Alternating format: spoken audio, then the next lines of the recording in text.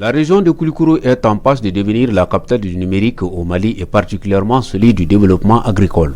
Ce qui se traduit par la tenue de la 3e édition du Salon du numérique du 6 au 8 décembre 2022 dans la salle de conférence de la Chambre de commerce et d'industrie de Koulikoro.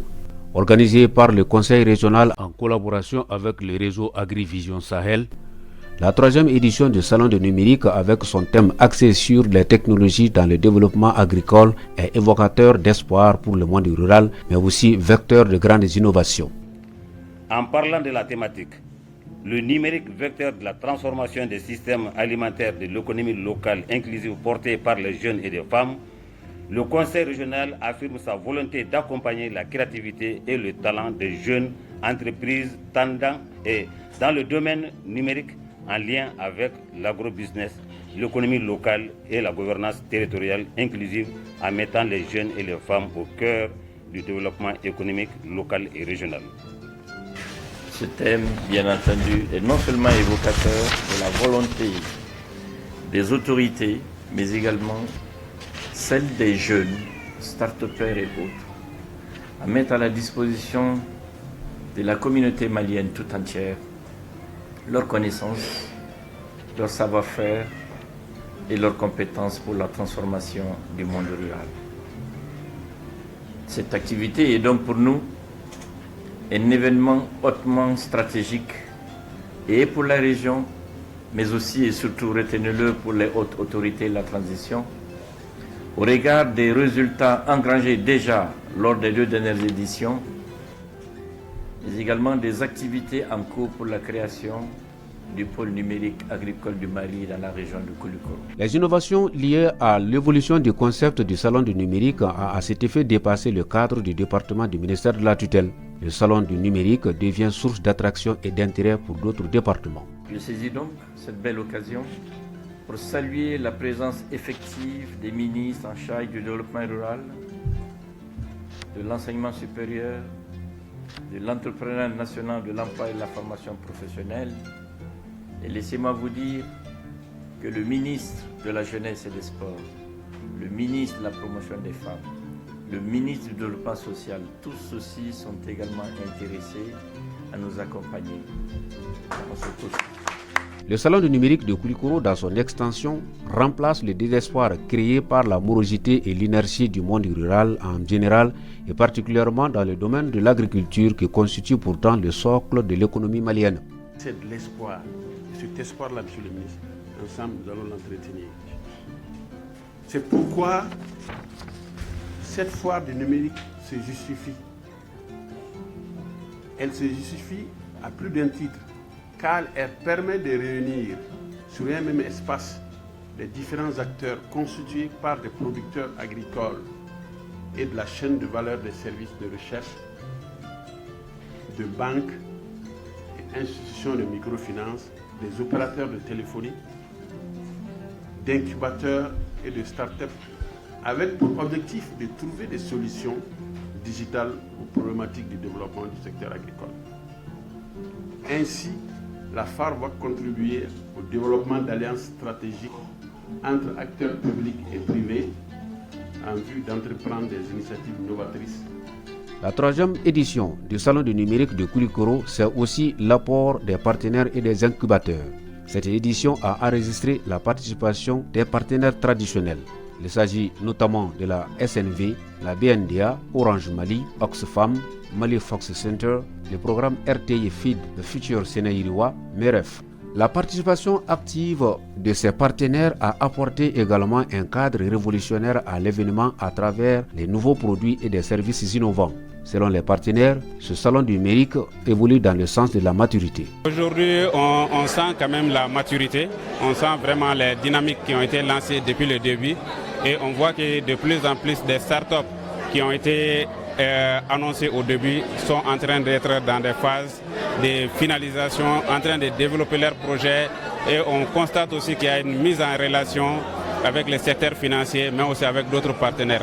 Donc ce que je vois aujourd'hui, c'est qu'il y a une évolution de la première édition à nos jours. Bon, Garbal, c'est un système d'information que la SNV, en partenariat avec Orange, le ministère HSS, qui est une organisation néerlandaise qui gère les informations satellitaires, l'ONG TASSAT sur le terrain et le ministère du développement rural ont développé vraiment pour renforcer la résilience des passeurs et des agro-passeurs afin de pouvoir faire face à certains aléas du changement climatique. Cette fois, on a tenu à amener les nouveaux produits pour que les villageois et les gens qui sont dans les infrastructures, qui sont un peu loin, pour les apporter de la lumière aussi, quoi. Pour que c'est une lumière domestique, quoi. Donc quand tu prends ça, il y a la torche, il y a la radio, il y a la télé, il y a beaucoup d'accessoires dedans, quoi. Séné Yiriwa vise entre autres à développer les services de vulgarisation au niveau des coopératives. Séné Yiriwa vise aussi à apporter au niveau des producteurs les technologies agricoles, c'est-à-dire les nouvelles techniques culturelles.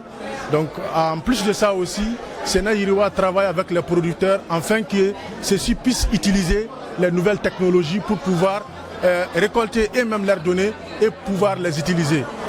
Et à travers notre collaboration avec Oxfam, nous avons reçu les moyens financiers, c'est-à-dire des subventions que Oxfam met à notre disposition pour servir à financer notre plan d'action qui comprend les grandes actions à mener dans le cadre de l'animation même de la coopérative. Les startups se sont mobilisées suffisamment au cours de cette édition où il a été enregistré la participation de 17 entreprises concepteurs de solutions et d'applications numériques. Ces entreprises, de leur côté, ont apporté de nouvelles visions. Cette année, effectivement, Millennium Technology a d'abord amené un système qui peut beaucoup aider aujourd'hui les pasteurs, notamment dans la géolocalisation des animaux.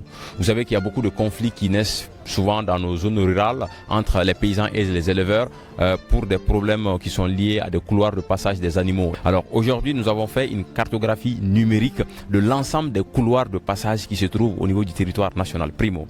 Deuxièmement, maintenant, nous avons également mis en place un système de puces électroniques qui peut être incrusté sous la peau de l'animal pour permettre alors de géolocaliser l'animal en temps réel. Et également, on a aussi amené un drone qui permet de pouvoir couvrir un rayon de 375 km et qui a la possibilité de pouvoir surveiller en temps réel jusqu'à 482 têtes d'animal également.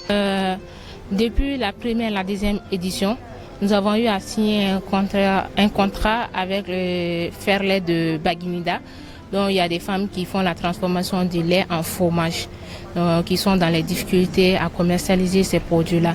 Ça a été l'occasion pour moi de pouvoir faire un partenariat avec ces femmes-là, avec l'aide d'Enabel Bien.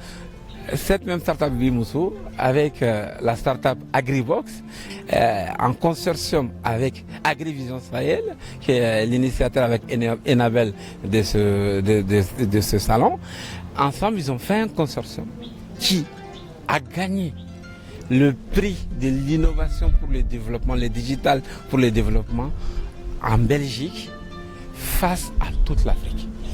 Les 3 jours d'activité ont été marqués comme à l'accoutumée par des expositions et des rencontres d'échange autour des panels. Les discussions issues de ces 3 jours d'échange ont été largement édifiantes pour les participants. Elles ont été une occasion de mieux éclairer essentiellement les nouveaux participants, notamment les producteurs du monde rural à qui l'activité est dédiée, c'est-à-dire le développement agricole à travers la croissance de l'écosystème numérique du Mali. Les solutions qui ont été proposées par les startups sont vraiment des solutions qui sont appropriées, qui répondent aux besoins des paysans. Ils ont aujourd'hui développé des technologies qui peuvent permettre par exemple de suivre un animal sur le parcours, donc avec une puce. Donc tout ça, c'est des choses qui sont dans le besoin aujourd'hui de nos populations.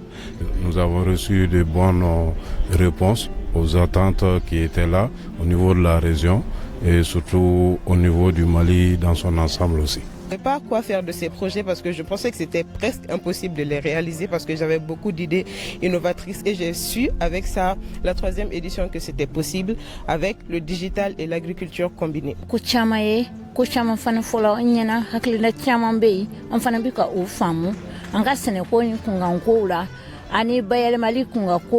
Si cette 3e édition a été couronnée de succès, force est de signaler que les attentes sont nombreuses par rapport aux prochaines éditions. La recommandation que je peux faire, c'est comme la foire, c'est dans l'idée de développer le monde rural. Je pense que les initiateurs doivent surtout s'intéresser aux agriculteurs. Je recommande que la salle soit plus grande surtout pour accueillir plus de monde, que l'information passe au niveau de chaque école, pas seulement les écoles d'agriculture. Les travaux ont été couronnés par une remise d'attestation de reconnaissance à plusieurs personnalités en faveur de l'organisation en termes de participation. Il importe de signaler que la foire du numérique a été initiée par le projet Intervention en renforcement des capacités IRC du programme ENABEL avec le portage politique du Conseil régional de Koulikoro. Il a été ressorti des recommandations de la dernière édition de faire de Koulikoro le pôle numérique du Mali. Les démarches sont en cours pour faire de cette volonté une réalité au profit du Mali et de la région de Koulikoro, particulièrement en sa qualité de région à vocation agro-silvo-pastorale.